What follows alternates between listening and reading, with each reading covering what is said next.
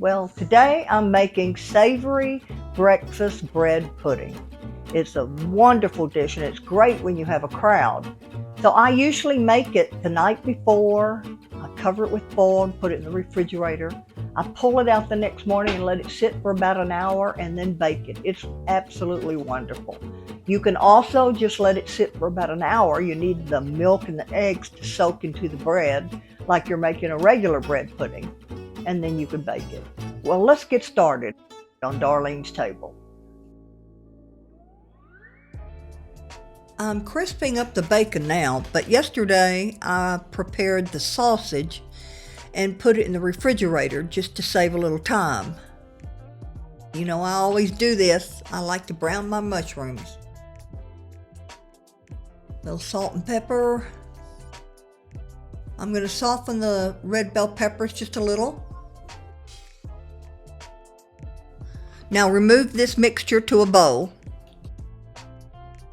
So I already cut up a 1 pound French bread loaf just from the grocery store. You can also use challah bread, but you need about 1 pound. Now I like to take the crust off.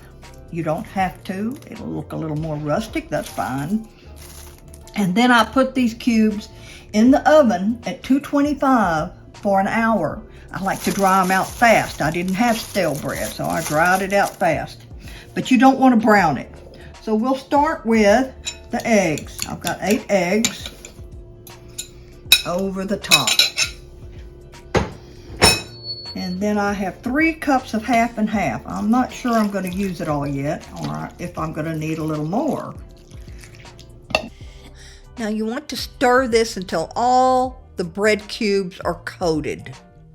Now I'm adding 1 pound of Jimmy Dean hot sausage, which I cooked yesterday and put in the refrigerator just to save time. Now the mushrooms and bell peppers. Stir this up well. You don't want to mash or break up those bread cubes. I'm adding half a cup of green onion and 2 cups of cheese. I love Tillamook cheese. It's just such a nice cheese. We're going to stir this well. I'm going to put half the bacon in and save half of it to go on top when served. Put this in a 9 by 13 well buttered casserole dish.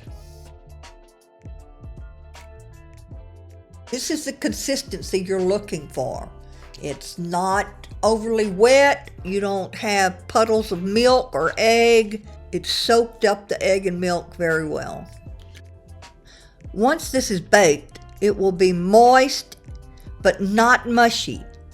It's not mushy at all. It's very good. I'm going to cook mine in the morning, so I'm covering it with foil and I'm going to put it in the refrigerator overnight. All right, so we'll bake it in the morning. Take it out for about an hour and we'll bake it in the morning. All right, this morning I let this sit for about an hour. I'm going to put it in the oven at 300 degrees for about 30 minutes with the foil. I'm going to raise the temperature to 350 and take the foil off.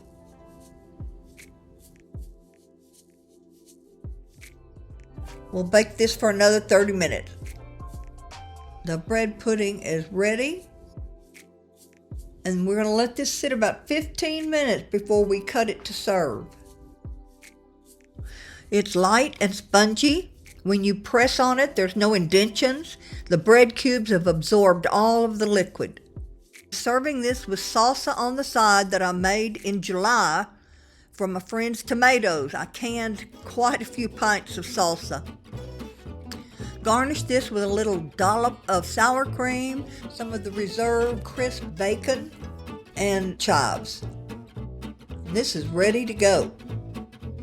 And there it is, all plated up. Check this out. I'm going in.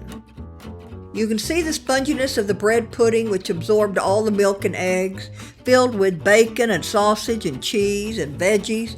All I can say is life is good. If you liked this video, please share it with your family and friends. Click on the like button and hit the bell so you will be notified when we post another video. Anyway, We hope to see you again soon here on Darlene's Table.